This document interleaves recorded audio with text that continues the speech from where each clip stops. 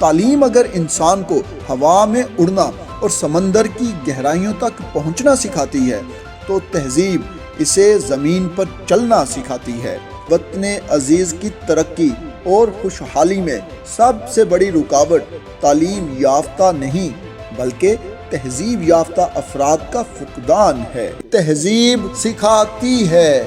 جینے کا سلیقہ،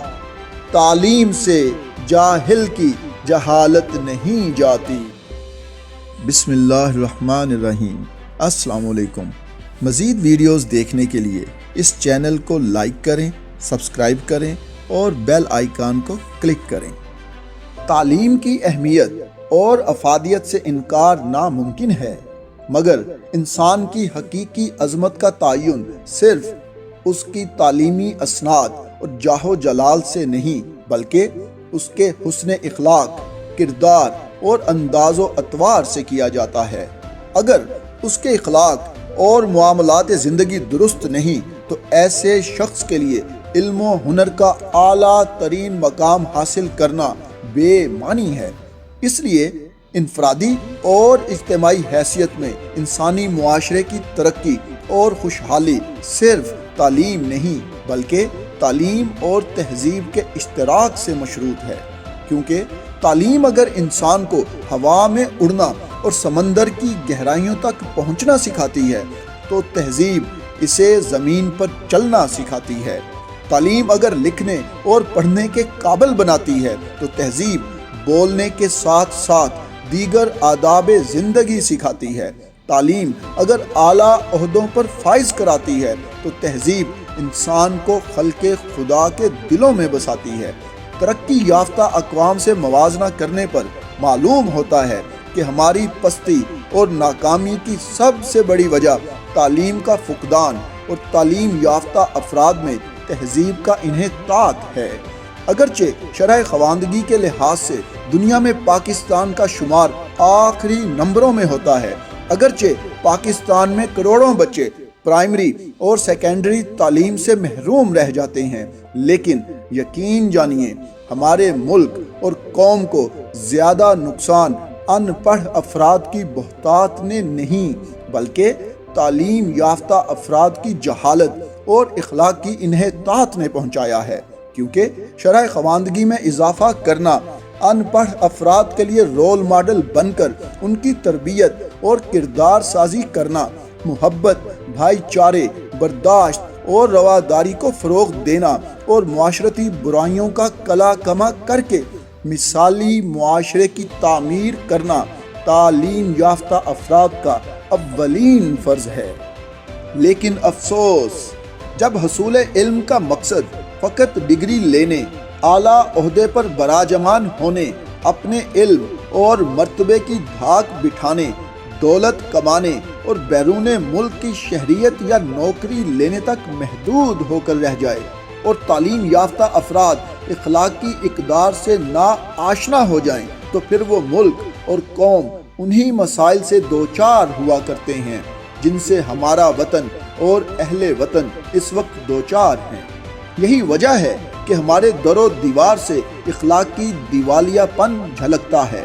نہ جانے ہماری وہ مشرقی تہذیب اور روایات جن کے ہم امین کہلایا کرتے تھے وہ کہاں دفن ہو گئی ہیں۔ پتہ نہیں وہ لوگ کہاں چلے گئے جو ہمارے معاشرے میں ایماندار کہلایا کرتے تھے۔ ہمارے ارد گرد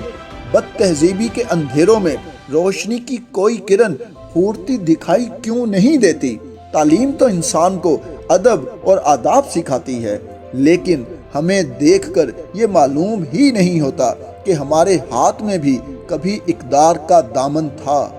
ہمارے اہل علم کی انتظامی افسر بننے کی خواہش اور انتظامی افسروں کی اہل دانش کو رسوا کرنے اور نیچا دکھانے کی عادت نے پاکستان کے لیے بے شمار مسائل پیدا کیے ہیں۔ روز بروز بد تہذیبی ہمارے معاشرے میں وبا کی طرح پھیل رہی ہے اور اس کے تدارک کی کوئی امید نظر نہیں آ رہی۔ جب سینٹ، قومی اور صوبائی اسمبلیوں میں ممبران پارلیمان جگتیں، نازیبا نعرے اور دھمکیاں لگاتے ہیں، ہلڑ بازی اور دست درازی کرتے ہیں، جب وکلا حضرات ہسپتالوں پر حملہ آور ہوتے اور کورٹ روم میں ججز سے بدتمیزی کرتے ہیں، جب ججز نازیبا ریباکس دیتے اور آپس میں الجھتے ہیں، جب بیوروکریٹس تکبر اور رعونت کا مظاہرہ کرتے ہیں، جب سرکاری ملازمین عوام سے بدتمیزی سے پیش آتے ہیں، جب طلبہ سیاست اور بے راہروی کا شکار ہو کر اساتذہ کرام اور والدین کی نافرمانی کرتے ہیں، جب تعلیم یافتہ افراد دنگا فساد اور غیر شائستہ زبان استعمال کرتے ہیں، جب علماء کرام کفر کے فتوے جاری اور دین کے نام پر فساد برپا کرتے ہیں، جب حکمران گفتار اور کردار سے عوام الناس کو مایوس اور دل برداشتہ کرتے ہیں، تو ان سب کی جاہلانہ حرکات کو دیکھ کر ہر ان پڑھ محب وطن اور درد دل رکھنے والے پاکستانی کو شدت سے اس بات کا احساس ہوتا ہے کہ اے کاش ان تمام عالی مرتبت افراد نے اعلیٰ تعلیمی اسناد لینے کے ساتھ ساتھ تہذیب یافتہ ہونے کا بھی کوئی کورس کیا ہوتا، تو آج یہ تعلیم یافتہ جاہل کے بجائے تعلیم یافتہ اور تہذیب یافتہ افراد بن کر معاشرے میں بگاڑ کے بجائے اس کی تعمیر و خوشحالی کا باعث بنتے۔ لہٰذا ان تمام حقائق کی روشنی میں